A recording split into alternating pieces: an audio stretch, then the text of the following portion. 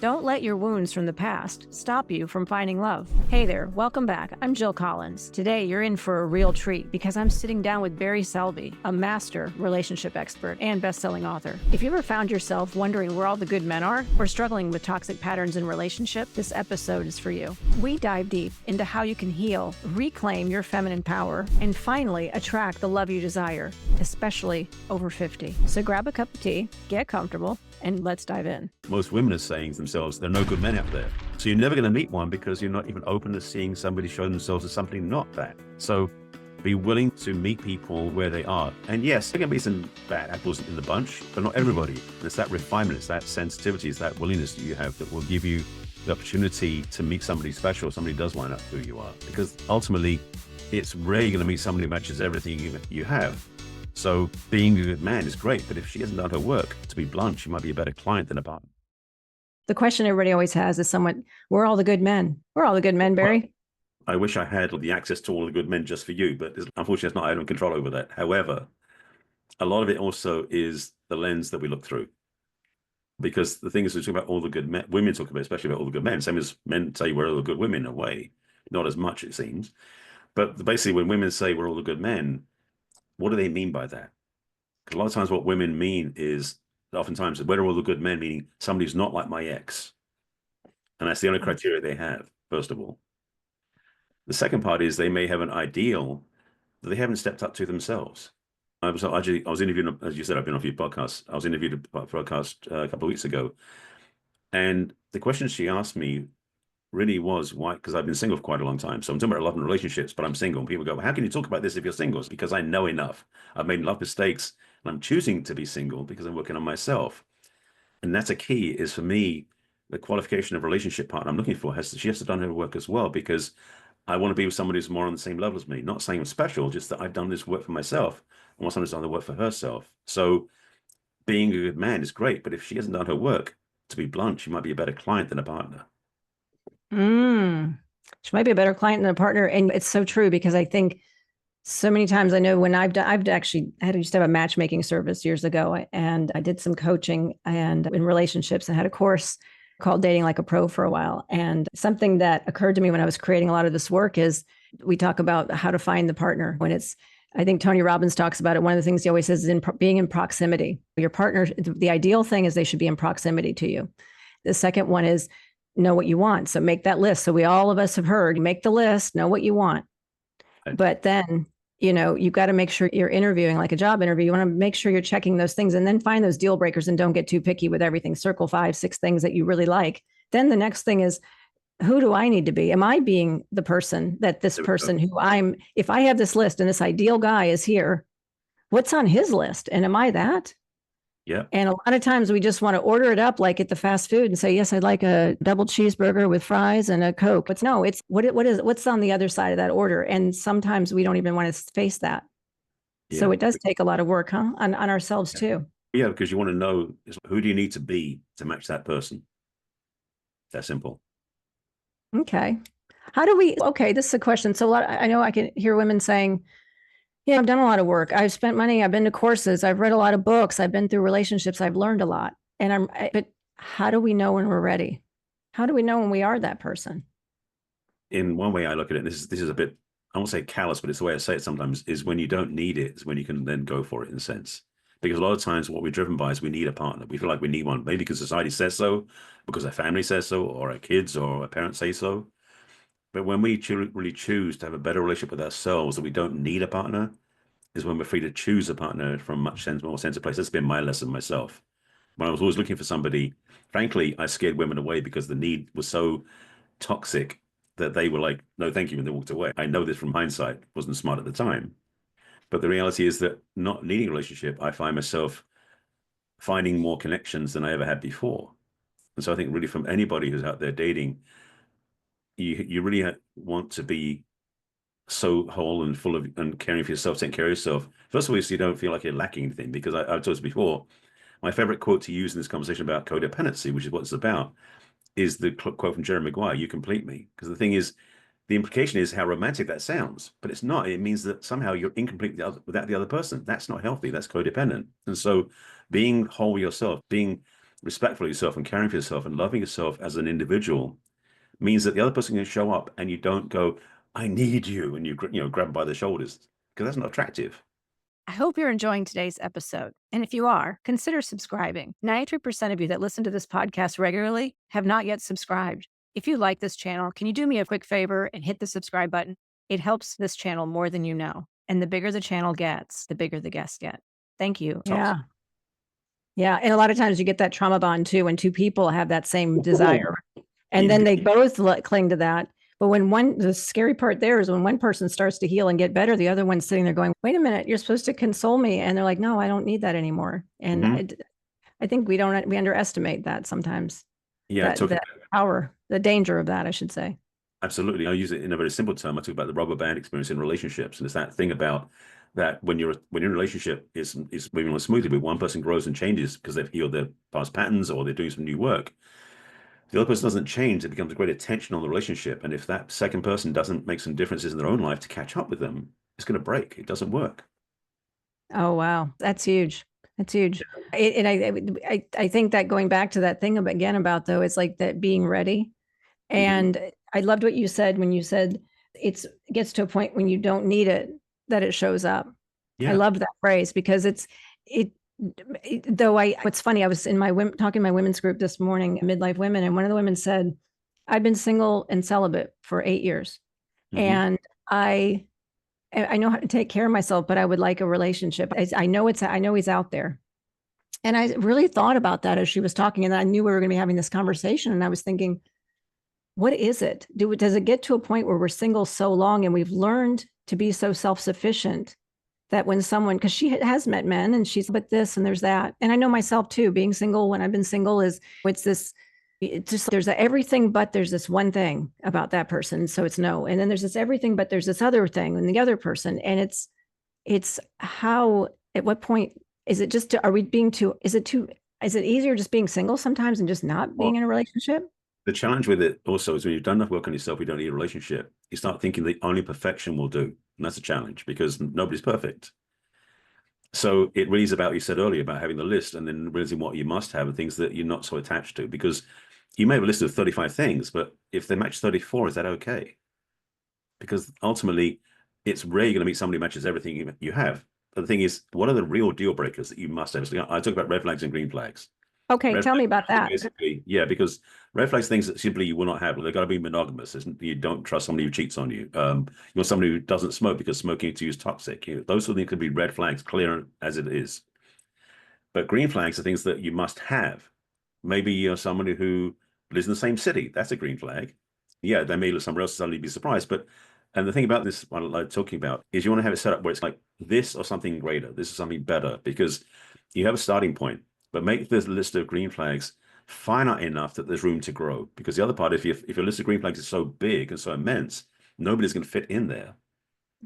It's important to at least know what your criteria are. Like I know there's things I've had to let go of on my list, but also things that I will not let go of. So I know what your red flags, what your green flags, and what you're like in between, because those things for me work.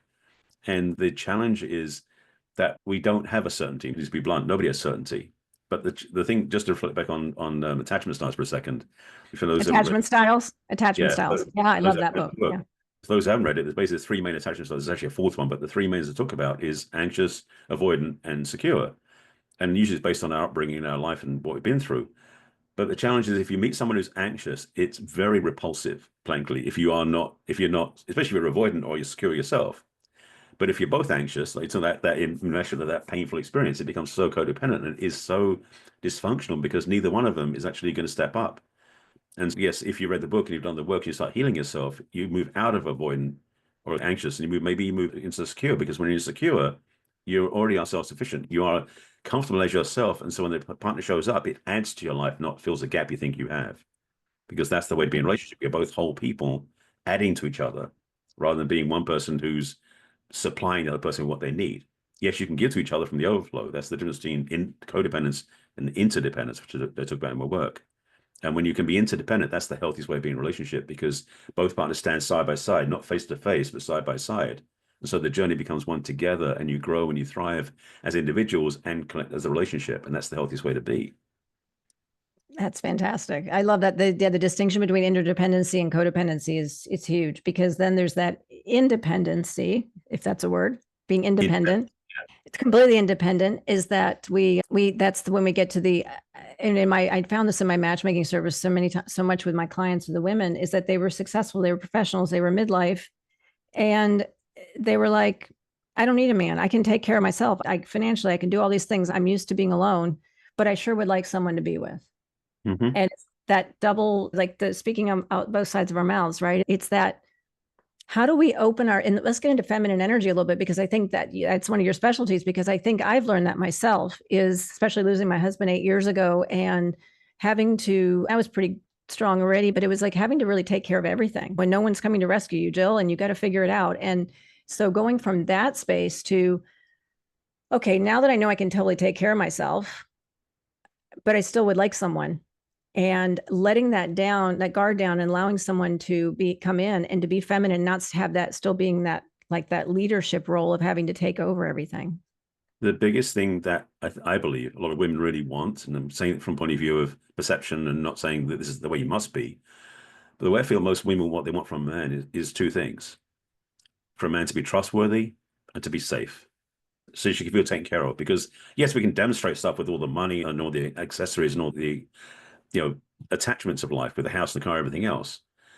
But if we don't stay loyal to you, if we don't keep our word with you, and be trustworthy with you, you're not going to want to be with us ultimately.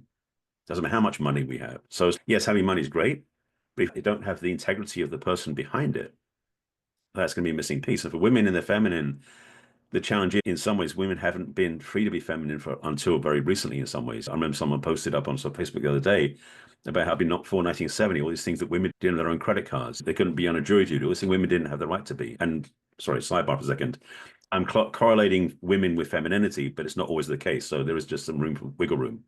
And just to make it more, I won't say confusing, but different, is that masculine and feminine energy are two ends of a spectrum that we all carry. So masculine femininity, yes, tends to be men line up more masculinity, women more femininity, but it's not always that way. So just be clear that I'm talking as a generality, not saying everybody must be this way, just as a caveat. So women in the feminine have really started to show their natural strength in femininity. And femininity is really the life force itself. It's the energy of inclusion of the life, and it's the energy of also like collaboration and cooperation. That's a feminine trait.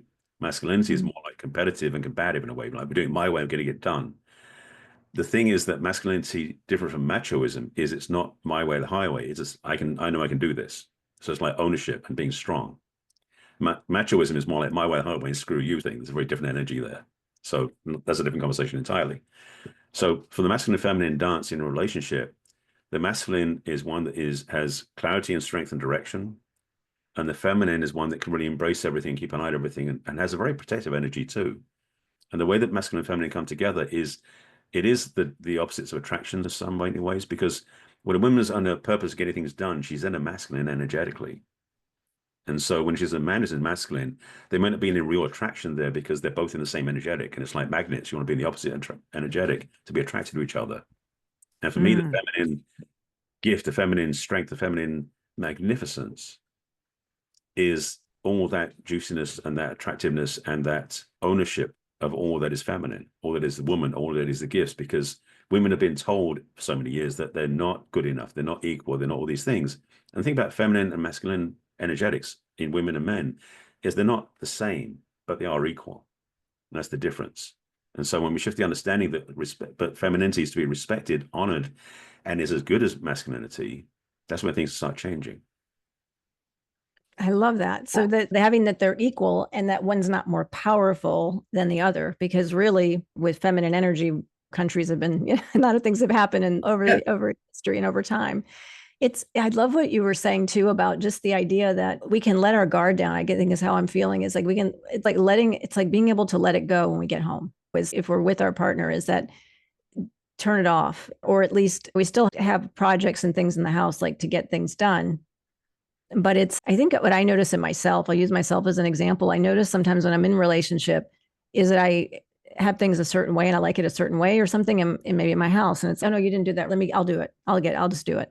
And that is a very subtle masculine energy. to find a way to still have what I need done without just, I know I did this to my brother. God bless him. He's going to he needs lots of therapy probably because of me, but it was always like, Sam, you're not doing it right. I'll do it. You're just not doing it right.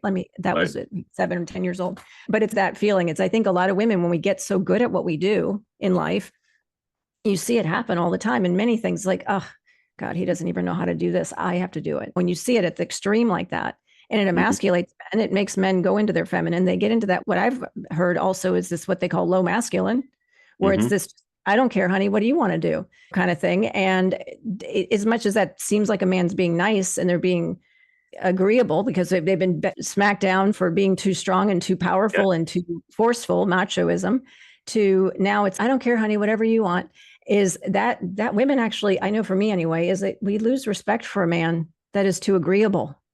We want that man to sometimes just not say, no, we're doing this and you're going to like it. No, but it's when I say, I don't care. Where do you want? Let's go to dinner. Well, I don't care. Whatever. It's okay. Let's go to this place tonight. And then usually the woman will go, no, I don't like that place. And then you end up having to do it again. But it's how would you like Mexican or Chinese? It's giving an option, but let's do one of these two. And kind of the man's still taking the lead, but not being like a pushover or feeling that like where there's no respect there. But you get what I mean, right?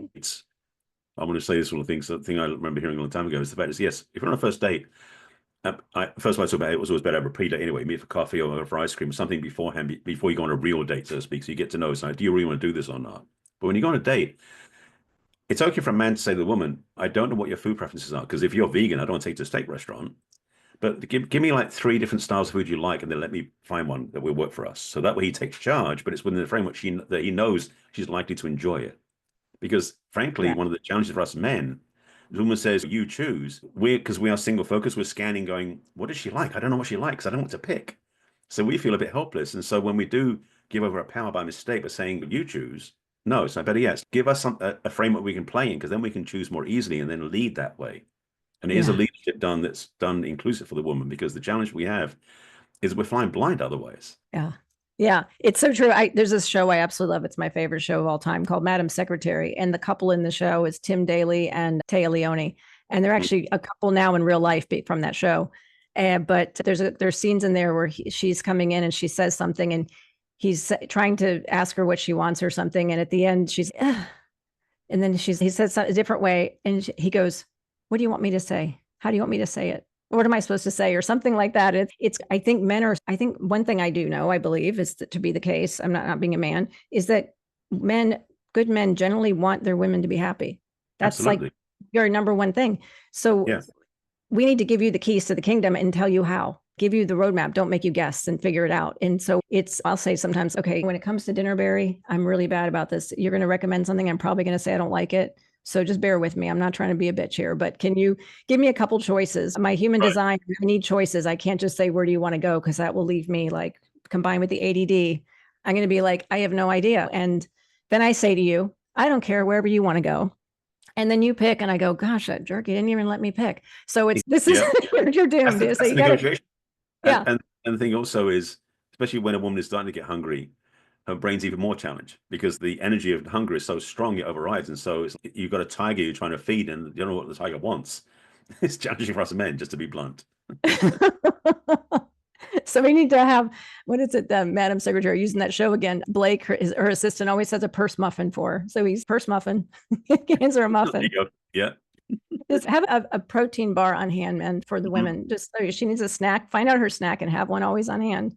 So another you mentioned about when a woman comes home from work. One of the things that one of my teachers, because I've worked with several great teachers in this area of masculine and feminine polarity, she said was that when a woman comes home from work, if the man comes home first, especially if they're both working and he comes home first, the best thing you do for her is when she walks in the door is not to barrage with all the project stuff they want to do at home and everything else, is you take from her phone, her keys, and her bag, lead us to the bathroom where you have a bath that's running, a hot bubble bath that's sitting there waiting for her with candles, and say, honey, I'll see you in half an hour. And let her just soak, because that time for her is to get back to her feminine, because she's probably been out of her feminine most of the day, driving, working, leading, everything else. Yeah, you saw your face. Yes, please. That would be nice. Yeah. So we as men can lead in a way that is caregiving without having to be like, have to demonstrate, do massive things. No, the simplest things we do sometimes can be all she needs to relax and be in a feminine. Okay, here's the show again. My favorite line in the whole show, which is exactly this, is whenever something's broken in the house, he says to her one time, he goes, "Babe, I got it," and she says, "Sexiest words in the English language. Yeah, I got it. I I've got it." It's like we love that because we're thinking our brains, we can multitask as women so much. We've got 50,000 absolutely. things going at the same time. Then when there's one thing that, oh God, that just broke, shit, now I got to deal with that too. Okay. And then if my man walks in and just says, you know what, I'll take care of that. Don't worry about it. Oh my God, that's like better than almost. That is just like the greatest thing ever. It's forget what dinner we were going to have. It's if you did, that's just wow. Because Yeah. we're trying to figure out how am I going to manage that along with every other thing I'm doing right now. The challenge with the feminine also is that in the mind of a woman, basically everything's connected. Whereas for men, it's not. It's all individually stored. There's a video series that it was going to be 15 years ago now. It's on YouTube somewhere by a guy named Mark Gungor, Gungor. He's a Oh minister yeah. back to do a service. He did a workshop for his congregation, and he did this thing called the Tale of Two Brains. And he had on the platform where he was standing, he had 2 3 foot high pillars, and on top was a little porcelain phrenology head with the bumps and stuff and all the squares. He said, okay, so one's a man's brain, the other one had a scarf and a lipstick was a woman's brain. He said, basically, if you go to a man's brain, you ask him a question, his brain is made up of all sorts of little boxes and compartments, all separated, isolated, standing clear of each other. So you ask him a question, he'll go into his brain, find the one box for the answer, take it out carefully, open it up, give it the answer, then put it back in the place where it came from, and that's all done. So you get the answer about one thing, like, how was your day? It was fine. You ask a woman the same question, because a woman's brain is all one wire connected with everything. If you're going to answer that question, you're going to pull that and everything connected to it. So not only say, how was your day? It's like, how was the drive to work? She'll like to tell you how her lunch was, that meeting she had, this person who pissed her off, everything in the day, because it's all connected. That's the difference between women's brains and men's brains. So if we know that a woman has got a lot on her mind, which she does most of the time, it's all connected. If we can take anything off of that plate, we're going to be basically getting brownie points in her life, in her book.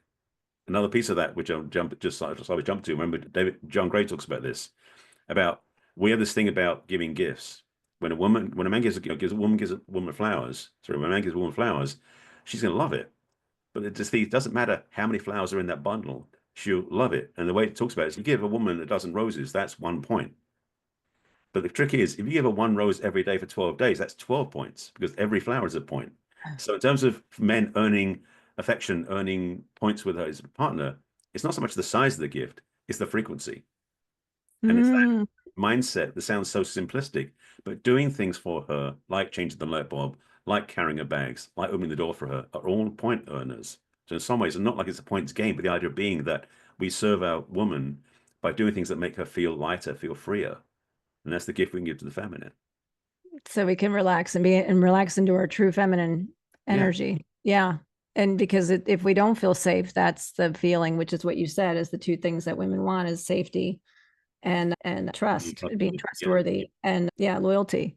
And in men, is it respect and admiration? Admiration, encouragement, like having a partner be a cheerleader for us. Because it's, to be blunt, most men's egos are pretty fragile. And so when we're going for something, having someone in our corner feels so reassuring. So don't need like her to hold us, but just to encourage us and know we can keep moving us forward. Now, of course, if we're not doing anything, it's not the same thing. But if we're going for something, to have our partner like be in our corner cheering us on can be so rewarding for us. So then thinking about the women, how we tend to, I was just thinking about this one I said earlier, is this, you're not doing it right. That basically that is a huge blow to a man, because it's really, they want to know they're doing it right. They want to know they're pleasing us. Yeah, basically like cutting yourself at the knees, because the thing is, the challenge for us and men oftentimes is we know one way of doing it. Maybe you may know 12 because you've seen different opportunities, possibilities. When we're experienced enough times, we know there's 12 ways, but we only know one usually. And it may not be the one that you know. And so if it's not the one you want, you can say it's not right because I want it this way. But we didn't know what that was. Yeah. Yeah, that's true. And so we need to give our guys a break, ladies. We're being hard on them. Maybe that's just me. Maybe I was just talking to myself. I don't know. But I think we are. I think a lot of us give our men a hard time. And even after many years in a relationship, even if you're married and you're not single, I think the longer people are together, you see those toxic things that happen with couples where there's so much bitterness and resentment that's just built up and stacked up over the years that it's just this one thing. And then there's ready with the quill and they got 50 million to shoot right back. So we've got to make sure we get rid of those right away as soon as we have some kind of any kind of resentment. But I want to get back to being single because I think that's really more where we are right now. And I think I was thinking about this woman earlier is the thing about being single for a long time. And the older we get, I think she said this, the older we get, I think the more sensitive we get. And it's like we almost don't trust because we've had more experiences, which sounds like a positive thing. But sometimes having more experiences, we can pinpoint a past relationship. And I don't know if it's good to compare or not. Either mixed views I've heard on that, but it's, oh, I know this guy's just like that other guy I dated way back. I know this one. Oh, and then there's another guy. Oh, I know that one. It's just like that one. So then we are already putting our past and latching them on. And so we tend to never trust. I guess what I'm trying to ask is how do we build trust again when we've been hurt and a heartbreak? And how do we get back into that relationship and get into another one and really just be open and not come with baggage where we're scared and we're fearful and we're not vulnerable? The simplest answer is you got to be willing to let go of all that stuff. But what that means is that for many people, when they get through a breakup, or they go through a breakup and they lose that relationship, they basically think time will heal all the wounds because that's what the quote is. Time does heal physical wounds, but time doesn't necessarily heal emotional wounds. It just numbs them. Ooh. Yeah. So when we have heartbreak, upset, someone cheated on us, or we just didn't work, things didn't work out, whatever it was, and we're feeling heartbroken, if we don't do something about it, it's almost like it becomes scar tissue. And actually, I'll reference this is Barbara Andrews talks about this in her work. I remember she talked about this years ago about the idea being is that when our heart's been hurt, imagine that the amount of love we give is like the ocean, but every time we get hurt, it's like ice gets built up on top of it. So the more hurt we get, the less loving we are, less loving available, the more it covers up the ocean. So there's no room for the ocean, the love to come out. So the amount of love we give somebody is going to be minimal compared with the whole amount of ocean available to us. So it's important if we get heartbroken to do whatever work it is. We're seeing a therapist, a counselor, a coach, reading some books, doing something that helps you break free of the pattern so you can undo the scar tissue you've carried from the past relationship. And once you've done that, then for one thing, you'll have more room to give love, but also you'll be looking through a much cleaner lens. You won't be looking through a tinted lens that has all the attachments to that old relationship. Because yes, if we are still looking through the lens of when we were a kid at our parents' relationship, we're going to attract relationships like that, which don't generally work for us. Well, most often, most people's parent relationships weren't ideal. So we tend to copy that when we're adults ourselves because the way we're imprinted when we're very young. And that wiring has to be undone to change our perception. Otherwise, it keeps running because it's in our unconscious mind. And the thing is, our unconscious mind is like 96% of our ability to do things. Unconscious mind is purely like the driver in the front, but all the power is coming from the unconscious mind. So if we don't do any internal work and look at what isn't working and resolve that, change it, transform it, then we're going to keep running the same patterns again and again and wonder why we keep having the same results. You guys, ladies, you see why I'm talking about Barry? I'm just like, I think I have 3 pages of notes. This is why Barry is so good. Okay, I'm going to tell you, Barry has a really cool quiz. I'm going to put it in the chat, and before I forget to mention this, a relationship readiness assessment. It's going to be in the notes here, so check it out, and you'll have all the contact information to reach out and find Barry and work with Barry. He's got his QR code I see there, but definitely tell him you found me if you've watched the podcast, and that'll help us too. So anyway, but Barry, I'm just sitting here going, this is so good. Because it's sometimes I think that thing you said about that Barbara DeAngelis talks about is that iceberg and another layer of ice, another layer of ice. And we can tell our hearts are hardened when we go back out again. And I think the women I worked with too and myself to some extent at one point after a breakup a few years ago, it was this, you just feel like there's no space or there's just no, it's just, is there anything down there? Is there anything in there? It just so hard. And we want to be in relationship. Because it's because we're lonely or because we see other people or we think there's this expectation of what we're going to get from it. But it really is an inside job first, isn't it? Yeah, we are social creatures. I mean, yes, we are not say hardwired, but we certainly are desirous of being in a relationship. I think it's a good thing for us. So being single isn't necessarily bad or good, it's just different. But yes, it's the looking through the lens clearly of where you're going, than looking through the lens, looking in the rearview mirror, like where you came from. And so, because a lot of times people build their list of what they want. I talked about earlier about lists. If you build your list based upon what didn't work in the past, don't want to be somebody who cheats. Guess what? Subconscious mind doesn't understand don't. So you're going to attract people who do Thank you for cheat. saying that. Yeah, Yes. that's an NLP thing, but it's true. So the reality is, if you don't want someone who cheats, then you want someone who's loyal. So you got to reframe it in sort of positive languaging, because the reality is, what you say to the universe will happen. And if you say yes about it or no about it, it's still the focus of what's going to happen. So if you say you want to be with somebody who doesn't cheat, it's very different from somebody who is loyal. So that Yeah. difference is key. So how you define what you're looking for and where you're going is, so you want to look forward, not backwards. And that's a starting point. Yeah, I have a program for women called Attract the Man You Want, and a part of it's languaging, was also about visioning, about having a real like whole body experience of what you want to create. And that's something that I realized was so key for all things we look for in life, not just relationship, but everything. Because if we don't have a clear intention and a clear understanding what we're looking for, and we're not carrying the baggage of what didn't work in the past, it's unlikely to happen. Yeah. And what comes to mind and what really helped me get through this was the Return to Love, Marianne Williamson. And you and I, it's ironic. I was in LA, you're in LA, and I was in LA at Agape Center, Michael Beckwith's spiritual center, a month or two ago. And I ran into you in the lobby. I'm like, oh my God, there's Barry. And so I think that what really helped me with this whole thing of healing, I say all this to say, is that we both have a spiritual line here that we're involved in, and we consider God, the universe, is something we really follow. And for me personally, it's helped. It's my compass. It's how I live my life. And so I was thinking about that, and how that really healed me was the personal development, specifically, like the reading the books and learning and understanding and putting it cognitively wasn't working anymore. Like, I know this stuff in my head. I understand. I could write a book about this. I know all the steps. But why isn't it not working? It's that subconscious. And I think it's even more than that. It's that spiritual, like, release and letting go for me. It was this, okay, I know what was stopping me was I had to forgive. I I had to forgive someone else, others, and even more importantly, as important, is I had to forgive myself. Because when I saw things in others that I was upset about, it was rarely about them. It had to do with me. And so I went through this forgiveness practice of every day, Course in Miracles, and also I do pranic healing now, Master Ko and Master Choa Koksui, this whole work of like energy and moving energy out. But the idea is this, but nobody wants to forgive. But whenever I talk to someone, a client, I'm like, okay, you got to do a forgiveness practice. Let's talk about this. And they're like, oh, you know what? I got to go.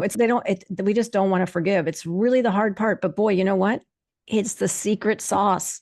It's the secret sauce. Absolutely. Forgiveness is fundamental. The challenge is that most people's attachment to forgiveness is tied to church, because the wiring is such that in the Christian faith, particularly, and I'm not a Christian, I'm Jewish by background, just to be transparent, but a lot of the Catholic and Christian values is that God's doing the forgiveness. And the truth is, God doesn't forgive in my book, because God doesn't judge, the way I look at it. So forgiveness has to be on our shoulders. It has to be what we do. And it isn't as about other people forgiving us. We have to forgive ourselves, because what's going on is that there's a quote about resentment is like poisoning somebody else. Taking poison, expecting the other person to die. And so forgiveness isn't about forgiving them, it's forgiving ourselves for all the stuff we're carrying inside, because it's the toxicity we carry that gets in the way of us having the life we want, the relationship we want, or the love we want.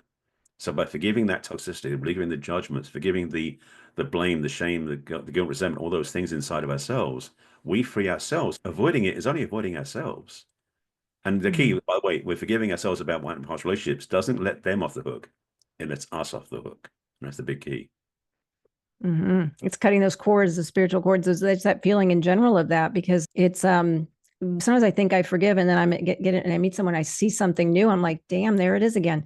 It shows up in a different way. So it's a never-ending process. It's not a one and done, and as it shows up, we have to be, I think for me, is learning to be so self-aware of just what's happening. And when I see my emotions change or a feeling, and all of a sudden I feel a little bit off, I'm like, I'm a little bit frustrated right now, and I don't even know why. And nobody's in the room, and I'm frustrated. What just happened? And then I have to observe it and go, okay, what did I just see? What did I think about? And then I can analyze and assess and go, whoops, there it is. Okay, I see. So where do I have any judgment, bitterness, resentment, anything else that I need to just clean it up real quick and just say, the way that to forgive, a quick practice for me is just, I wish someone well. I think even Marianne Williamson said this is 5 minutes a day. If you break up with someone, when you get to that point where you can do it, is to pray for that person 5 minutes a day and wish them well and wish them all the happiness in the world. And at first, sometimes you're going, I wish them all the freaking happiness in the world. And by the third day, you don't use frickin' anymore. And then and at some point, I will tell you, I've seen it myself. I've experienced, I've felt it, where tears were going down my face, and I could really seriously feel love and compassion and appreciation for that person. But it's like an exercise of a muscle. It doesn't just happen immediately. It takes the first time, the second time, the third time, and then at some point you are released, and that's where those iceberg layers start to melt off, and the heart starts to open up again, because there's room, there's space for love. But we've got to get rid of those layers, and that's where it is. Yeah, I want to underscore a couple of points. Is that it is compassion that really helps forgiveness work, like you were saying, is that level of compassion, because it's easy to do forgiveness as a mental gymnastics exercise. It doesn't really do anything. And I have different formulas of work. There's a book out by Colin Tipping called Radical Self-Forgiveness. It's a great book to use as well. I reference it in my book. But it's still mechanical as you do the compassionate work, because forgiveness has an ability to actually go through and release the judgment when you have compassion as the lubricant for it, so to speak. And so having compassion for yourself primarily means that when you forgive, it sticks and the judgment starts to evaporate and disappear completely. But when we just say, like you're saying, no, I just forgive myself, I forgive myself and forgive him, forgive all that stuff, it doesn't stick as you said it, but nothing's happened. It's just a mental exercise. But when you have compassion, which brings you into your heart, as far as I'm concerned, when you have compassion and you say it, then it has gravitas and it has a landing spot. So when you say, I forgive, you really do go, I let this go. And that really is the next step. That's that opening, and that really being ready to receive. How do you feel about if we're wounded and we've been in a either narcissistic relationship, or we've been in a relationship that was, I hate to use the words like that, toxic or whatever, but where we felt that way, we felt like there was some trauma or some ways to, like, is there harm in going back into another relationship right away? Do we attract someone that's in that space of the level emotionally of where we are? Most people say, do the work on yourself first, then get into a relationship. And that's when I asked earlier is, okay, so when do you know you're ready? But then I've heard others say, no, the work is in the field. You're like, sometimes you got to actually be in the field and do the work with someone, because everybody's different. The first thing is you don't want to make your next date, your therapist. Is to be blunt. It's so tempting. I'm just going to go get back on the horse again, go back and jump in the dating pool and meet somebody else. But you're bringing all your heartbreak and wounding with you. And if they don't have the capacity for it, and frankly, they shouldn't have, to hold you through that journey or to facilitate through the journey. If they are, that's amazing. But frankly, most of the time when they do, you end up being in a place where you become their client, they become your therapist. And so it's very hard to get back into balance again, because you're always in a place where they have control, because you've given them control by having them do the work for you. I recommend highly, you might meet someone, it's a miracle, but most people need time between relationships to look at the mirror clearly and see themselves as they really are, not what they thought they were in that relationship, and do the necessary forgiveness work, releasing work, cut the corners, all the different pieces of work to be free to move forward. Because again, the amount of love you get to give is how much love you have able to give yourself. And if you can't love somebody else. Okay, good. So I like that. And to me, it's giving ourselves time. And then you said, it's like when we feel like we're at the point where we don't need anybody, then it's better. But I think that's so scary for some people, that a lot of times we either stay in the relationship too long, or we settle out of fear of being alone, or we rush into something. And what would be, give us, as we close out here, maybe just in any other final words you have, but some words of hope of don't settle. Maybe, is there really hope out there for people? This is a question. At our ages, is there even hope out there? Or are we destined to be single? Maybe that's the way to ask it. Are there people out there? That's the beginning and the end question. Is there hope? Are we able to find that today? Is it getting harder and harder? Are we going to find somebody? Well, interesting to use the word hope, because the thing is, for me, it's about intention, it's about clarity. I believe, yes, everyone can find a relationship at any age. That's a given period in my book. And again, if you are still looking through that place of something's not working, or I'm feeling bad, or I'm feeling like something's not lined up, then there's going to be this piece of a tinted lens you're looking through. So, as I keep saying, like when you do the work, and yes, as you said about being aware, self-awareness is key to all of this. The more self-aware you are, so you know, hang on a second, that's in the way of me finding love. Let me clear that one out, whatever that is. And then let me go meet somebody. And also, let me notice how I'm looking through the lens. When I'm on the dating apps or I'm out meeting somebody in real life, am I prejudging who they are? Or am I letting them show me who they are? that is huge. If you can shift out of that place and just let them show you who they really are versus you thinking who they're going to be, that's a gift when you can do that.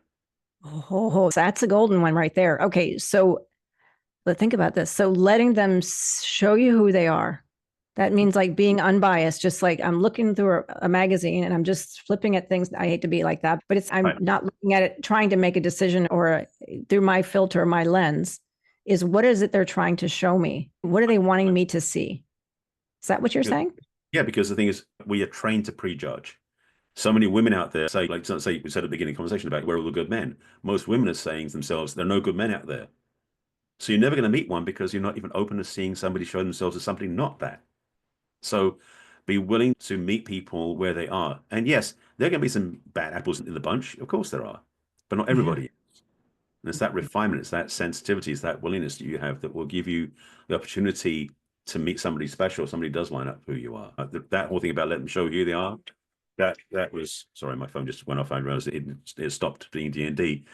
I actually remember Paul Selig talked about this. I watched some Paul Selig lectures recently. He talked about Who? Paul Selig. He's Oh, one Paul of Selby.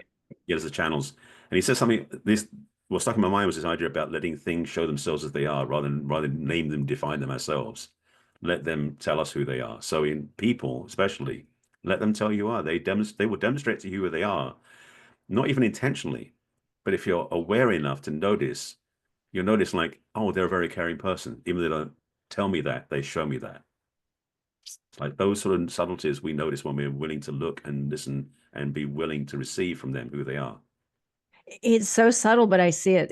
There's like different personality tests, like the DISC profile, for example, and they have the natural and the adaptive state. And the natural state is who we are generally. The adapted state is more or less like what we want people to see, how we want people to see us or something. I think I'm getting that mixed up with human design numbers, but do you see what I mean? It's here's what I want you to see, and here's who I really am. And so we need to see what is it that they're like the school, the show and tell. It's, oh, I brought this to school today. Look at what I brought. And it's, what does that say about the kid who brought the thing to show and tell? What are they trying to show you? They want to impress you with their pet or their whatever. And but that's still making up stories about it. But the idea is not looking through a lens of the past that, like I said before, that reminds me of Bob or John or Jim or whatever. It's seeing it from fresh eyes that we wouldn't have even, with no preconceived ideas. No, because the thing is, you might see somebody who looks really they got things together, but if you look behind the curtain, so to speak, because they're very insecure and they put a mask on. The way they dress, the way they present, the way they talk. One of my bad habits for a long time is I speak very quickly. I'm slowing down, but I'm still pretty fast in my speaking. I know that's the way I am. I do too. But it used to be a way to avoid doing things wrong, because if I said it quick enough, I could get out of the way. That was why I was wired, because when I was younger, I got bullied in high school. So my speed of speech was a defense mechanism. Now it's because I know so much, it's almost trying to get out and go. That's a trap I'm getting out of, I think. Yeah. But the thing is, I know now, and when somebody tells me to slow down, I don't take offense, because I know it's one of my things I'm clearing out and getting better at. Even now, I'm still learning how to be better. It's part of the journey. Because if we're on this planet, there's more to learn. Same as dating. There's always more to have, more to explore, more to enjoy. Yeah, there's always more. There's always more available. This is so good. Gosh, I could talk to you for hours, Barry. I'm so grateful for this time, and I'm so glad we ran into each other at Agape a month or two ago. And I look forward to let's do more of this. Let's do more. And because I miss the clubhouse days of cutting up in those calls and everything. That was fun. That was great. Thank you everyone for being here. Barry, do you have any final words before I close out? Anything else you'd like to share with us? One of my highest values is love, and I recommend everybody do that, is have love for yourself be the highest priority, because then you'll choose from a much better place in all you do. Whether it's work, or it's mission, or it's love, or it's relationship, it's all based on that place. That's one thing we didn't even go into is self-love, and maybe we do another one on this, but that's because that's really the most important part, right? We do that for sure. Yes. That's first. So let's maybe do another one on that. I'd like that. Okay. Thank you. Thank you again. And thank you everyone for coming in and checking this out. And find Barry. He's amazing. And definitely subscribe to the channel. Share this with people who need it. I know there are people out there that need this. It's good. All right. Take care, everyone. And we'll see you next time. Stay connected.